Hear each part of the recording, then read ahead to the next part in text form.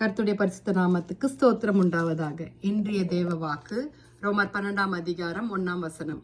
அப்படி இருக்க சகோதரரே, நீங்கள் உங்கள் சரீரங்களை பரிசுத்தமும் தேவனுக்கு பிரியமான ஜீவ பலியாய் ஒப்பு கொடுக்க வேண்டும் என்று தேவனுடைய இரக்கங்களை முன்னிட்டு உங்களை வேண்டிக் கொள்ளுகிறேன்.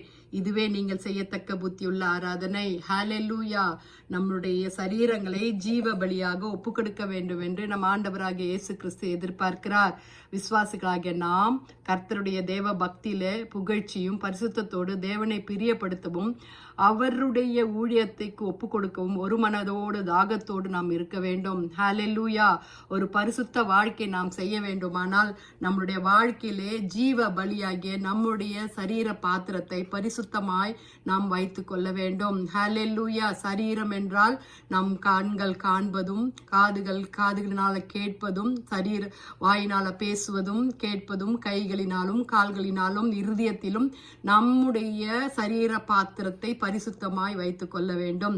இருதயம் பரிசுத்தமாய் வைத்துக் கொள்ள வேண்டும். அவர் துதியில் மத்தியில் வாசமாய் இருக்கிற தேவன்.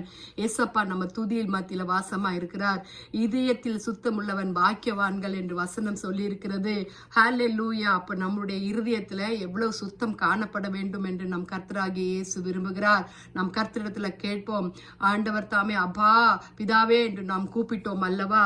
அவருடைய கூப்பிடுதலை, நம்முடைய கூப்பிடுதலை அவர் கேட்டுக்கொண்டிருக்கிறார். நமக்கு ரட்சிப்பு என்னும் பாத்திரத்தை நமக்கு தந்திருக்கிறார். இன்றைய தினத்துல பரிசுத்தம் என்னும் பாத்திரத்தை தர விரும்புகிறார். அப்போ நம் சரீரங்களை பரிசுத்தமும் தேவனுக்கு பிரியமான ஜீவ பலியாய் ஒப்பு கொடுக்க வேண்டும். அப்ப எப்படி ஒப்பு கொடுக்க வேண்டும்? அவருடைய இரக்கங்களை முன்னிட்டு நாம் அவரிடத்துல முழுமையாய் ஒப்பு கொடுக்கும் பொழுது நம்ம ஆண்டவரே எனக்கு பரிசுத்தத்தை கட்டளையிடுங்க ஆண்டவரே, பரிசுத்த பாதையில நடக்க எனக்கு கிருபை தாங்க ஆண்டவரே என்று நாம் கேட்கும் பொழுது நம்முடைய வாழ்க்கையில கர்த்தர் பரிசுத்தத்தை தரும் பொழுது அவரை நோக்கி நாம் கூப்பிடும் பொழுது புத்தியுள்ள ஆராதனை செய்ய கர்த்தர் தாமே நமக்கு கிருபை தருவாராக. ஆண்டவர் நமக்கு 2 கைகளை தந்திருக்கிறார். ஆராதனை சமயங்களில கை கட்டி இருப்பதற்காக அல்ல. ஹல்லேலூயா. அதை நாம் கர்த்தரிடத்திலே ஆண்டவரிடத்திலே கைத்தட்டி தாளமிட்டு பாடி ஆண்டவரை துதிக்க வேண்டும். துதிகளின் மத்தியில் வாசமாய் இருக்கிற தேவனே என்று நாம் ஜெபத்துல நாம கேட்கிறோம் அல்லவா? நாம் தேவனை நோக்கி கதற வேண்டும். ஒவ்வொரு நாளும் தேவனுக்கு பிரியமாய் நான் எப்படி வாழ்வது?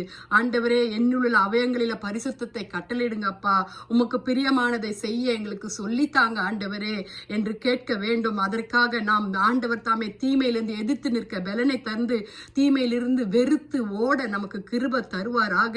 இயேசுவை மாதிரியாய் பின்பற்றி அவருடைய ஊழியத்தை செய்ய பரிசுத்த ஆவியானவருடைய ஏவுதலின்படி நடந்து ஆவில நிறைந்தவர்களாய் நாம் இருக்க வேண்டும்.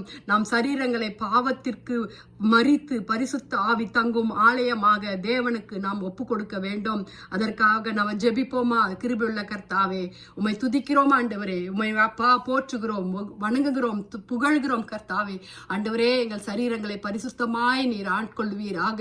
ஆண்டவரே உம்முடைய கிருபை ஆண்டவரே இந்த வசனத்தை கேட்கிற ஒவ்வொருக்கும் மேலும் வருவதாக. பாவத்திலிருந்து மனம் திரும்ப கிருபை தாங்க ஆண்டவரே. ரட்சிக்கப்பட்ட பிறகு கர்த்தாவே பாவத்திலிருந்து மனம் திரும்ப வேண்டும் ஆண்டவரே. அப்பா உம்முடைய வருகைக்காய் கர்த்தாவே பரிசுத்தம் இல்லாமல் ஒருவனும் தேவனை தரிசிக்க முடியாதுன்னு சொல்லியிருக்கிறீங்க அப்பா. நாங்கள் பரிசுத்தத்தோடு வாழ எங்களுக்கு கிருபை பாராட்டுவீராக ஆண்டவரே. கேட்கிற யாவருக்கும் கர்த்தாவே சுகத்தையும் பலத்தையும் தேவைகளையும் சந்திப்பீராக ஆண்டவரே. வாலிப பிள்ளைகளை ரட்சிப்பீராக, பரிசுத்த பாதையில நடத்துவீராக. துதிகன மகிமை உமக்கே செலுத்துகிறோம் மீட்பர் இயேசுவின் மூலம் ஜெபம் கேளும் பிதாவே, ஆமேன். கர்த்தருடைய பரிசுத்த நாமத்துக்கு ஸ்தோத்திரம். கர்த்தர் உங்களை எல்லாரையும் ஆசீர்வதிப்பாராக. ஆமேன், ஆமேன், ஆமேன், ஆமேன்.